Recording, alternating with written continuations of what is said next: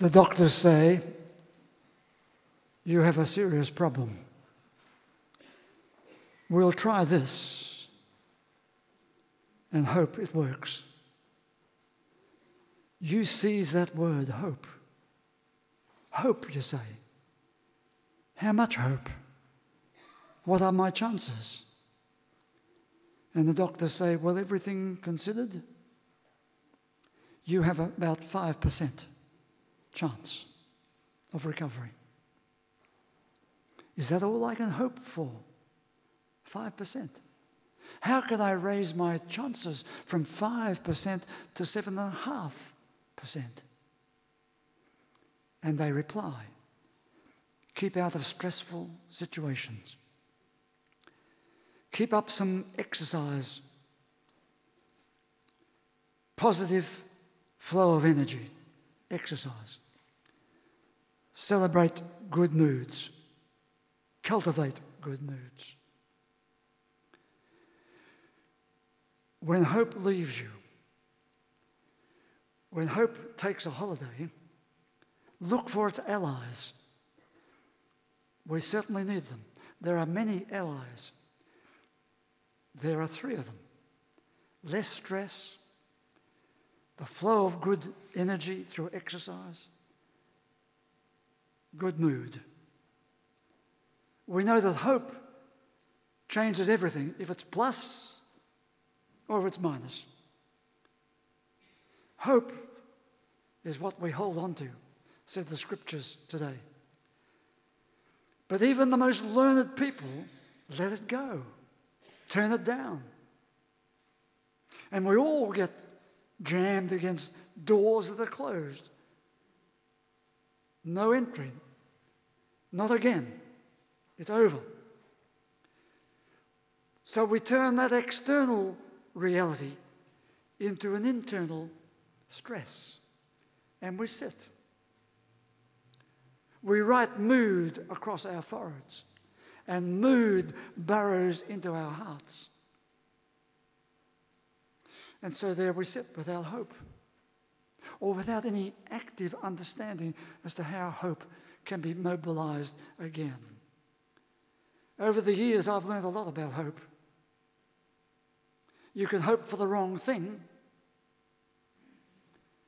Hope can slowly drain away or suddenly evaporate. When hope becomes hopeless, we become hopeless at looking after ourselves. We're expert at speaking blandly about hope. Hope you pass your exams. Hope you'll be well again soon. Hope things will work out.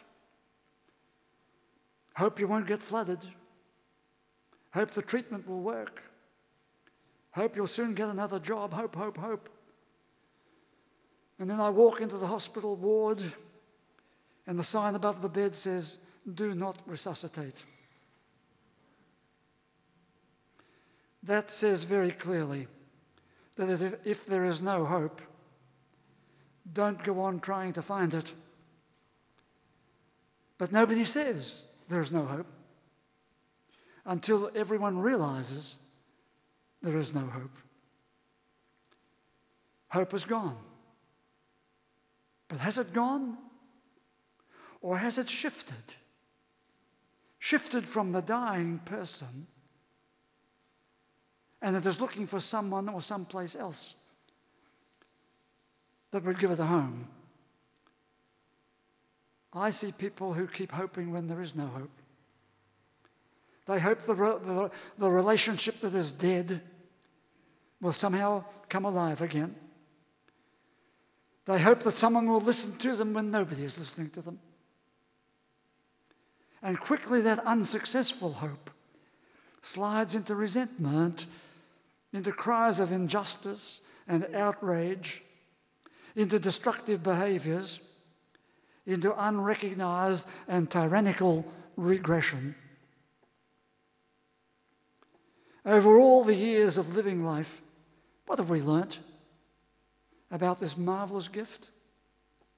This elusive experience? How this promise, offering a flow into the goodness of the future, becomes fixated in the desert of the past. Now, you may have noted that today we did not have a gospel reading. I suppose that's the first time in years. No gospel. Do you know the word hope does not get a single mention in the Gospels? That is why the new faith that I advocate tries to get beyond the tangle of all the words and the demands of the detail that so many people want to put on us about scriptural phrases and words. And the new faith says, look for the vital themes.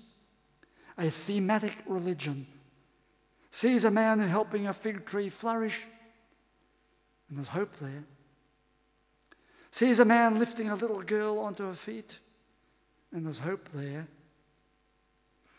Sees a man speaking words of courage and reassurance in the midst of a storm, and there's hope there. Here's a story about building the house on rock, and there's hope there. The themes are there, but curiously the word is not. So different in the Old Testament. Those writers and sages and prophets of the Old Testament knew the need to speak the word of hope. They wrestled with the ephemeral moods, saw the power of a therapeutic reconstruction of their inner life so that hope became a strength within the inner self, neutralizing the protests and embracing the positives. A presence of considerable transforming effect, such that Job was able to say, I know that my Redeemer, the one alongside me, will be there. He lives, and he will help me stand upon my feet and give me that return of inner strength. Our expressions of hope, you see, can be so meaningless as we say, I hope this and I hope that. Yet its manifestations can be both mysterious and marvelous, can be very deceptive and destructive, but also very therapeutic and theological. Focusing now on the positive gift of our life, the positive side of hope, I'd like to trace through one of the pathways of hope. And then I shall come to try to identify some of the allies of hope that become available and relevant when hope goes out the window. So remember, I mentioned in the Order of Service paper how Doris Lessing said, one door closes, another door opens. Behind me, a door slams shut. And I am waiting for my real life to begin. So the pathway of hope, looking at it, if we can, at a deeper level. First, we see that there is an outcry. There is the complaint that hope is leaving us, that hope is gone, that hope is dwindling. That's the first step. The second step, I hope will follow. It is the exploration of what now can be done. Is there something that can be done to restore hope, or to find hope, or to get hope to work somewhere, someplace again? So that's step two, the exploration of an alternative emergence of hope. The third, we heard it rather, if you listen to the Whitlam funeral the other evening on the evening news, the daughter said their mother when faced with difficulties and crises in the family or wherever, was always one to speak optimistically about fruit and flowers. When good hopes are dwindling, instead of that ready tendency to be resentful and angry or to blame somebody else, think fruit and flowers. What a huge difference it makes to our hope-worn situations when someone comes in loaded with fruit and flowers. Of course, I'm not meaning that so much literally, although all the better if it were. At funerals, I feel so sad that when people put on the funeral notices, no flowers by request. I often say, for goodness sake, for everybody's sake, let there be flowers and fruit, if you like, because they speak of something positive in our time of sadness when hope has gone into its recess. But beyond the actual fruit and flowers, think fruit and flowers in your personality. I can pick the fruit and flowers personality in a crowd. Can't you? They stand out. I've seen people with hope in their eyes, and hope that regularly releases a charismatic enthusiasm and an infectious generosity. At the Canberra graduation the other night, we gave a special award to one of our teachers, Best Teacher of the Year award. And she received a sustained ovation. And she wrote to me the next day. She said, "Thank you so much for honouring me with an award last night. I was very humbled. We have a great team, and it is a privilege to teach at Cairnmillar and have the opportunity to spend time with the students in this capacity. It was a great night, and the feedback from students and staff was very positive." And she added, "Thank you for your vision and leadership over many years." I wrote to the head of school after I received that letter, and I said, what a different world if everyone was as genuine and as generous as Mary Dewberry, that teacher. Fruit and flowers, the personality. Fourthly, losing hope may be the result of something happening out there. Social injustice, deprivations, a failure in the social fabric. The recovery of hope, the pathway to recovered hope, requires an inner reconstruction, a different worldview, motivated by an internal awareness of the goal of a better human being and a better human society. If we have that, we can start hoping and moving to action, activate that hope.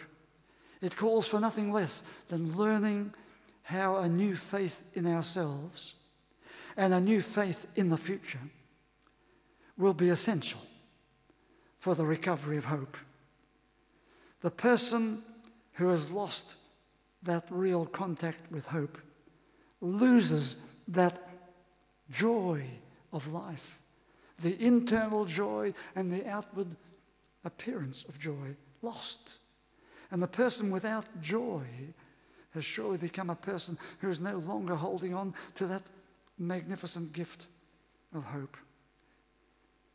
So when hope is gone,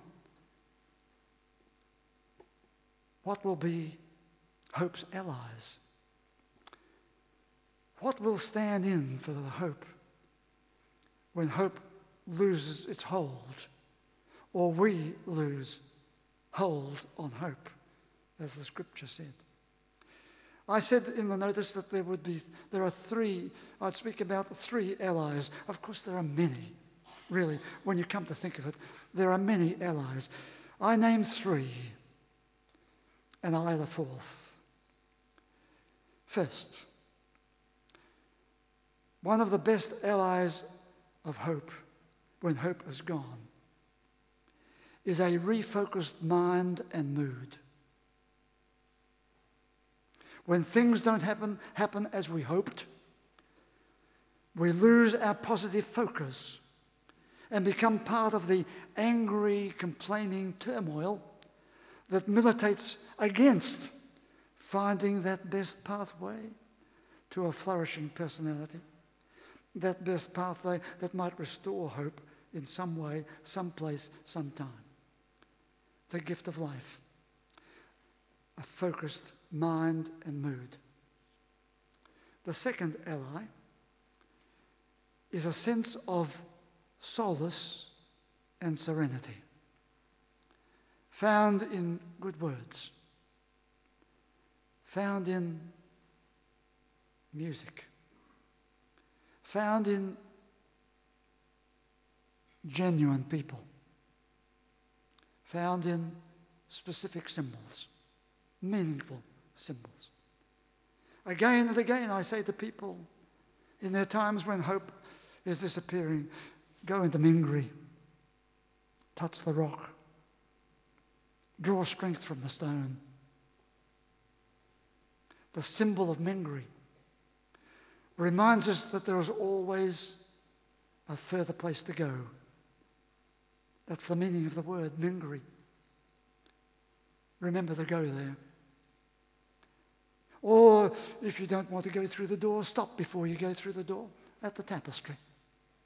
Stand in front of it. It greets the traveller. By its mood and its colour, it can change your mood and your colour.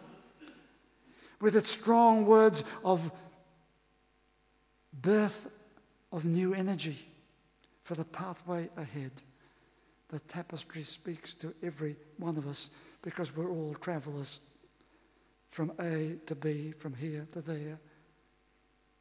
So that's the second ally of hope. And the third.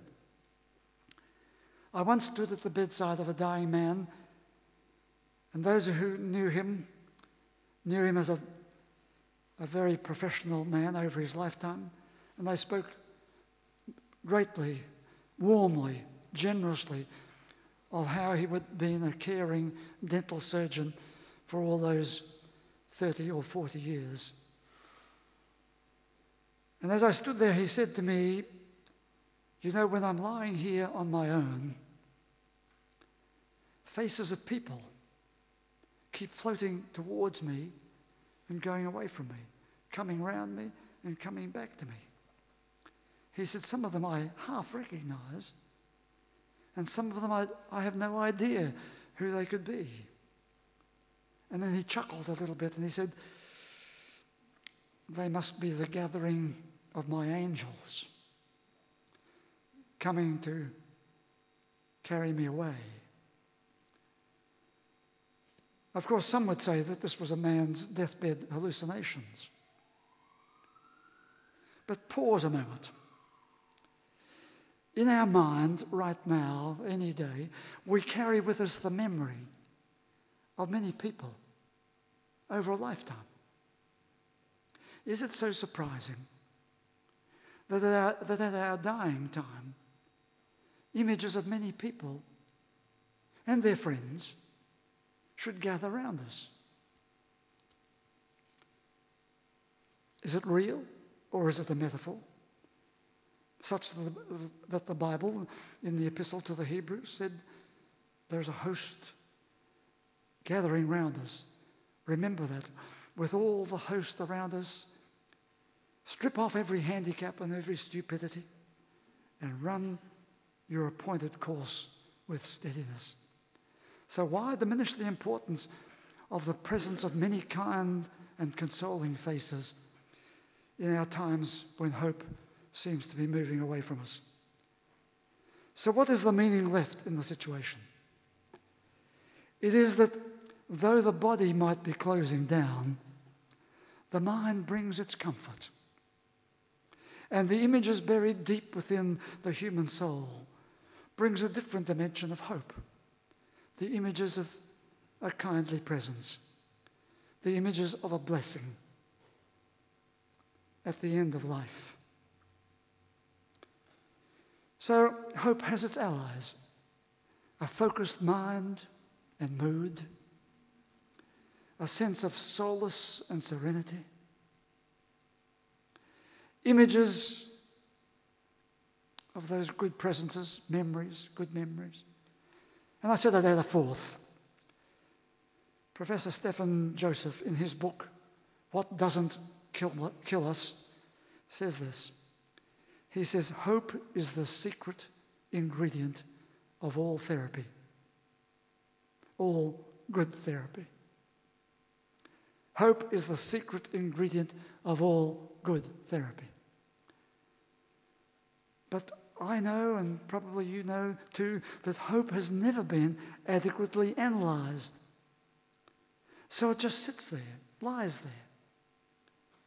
And it needs something to awaken it and then enhance it.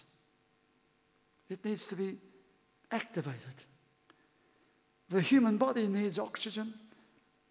It needs specific life-saving drugs. And the human spirit needs enhancing, meaningful connections with something or someone bigger than itself. There's the fourth. There's the fourth. The fourth ally is to have that connector. Because you see, hope tends to, when it's gone, we tend to lose the connection. We all need that connection. Keep that connection. The connector. The Bible says it. The hope we hold is like an anchor for our life. Keep hold of it. It can even make you joyful. That's what it says. It can even make you joyful. Would you please stand?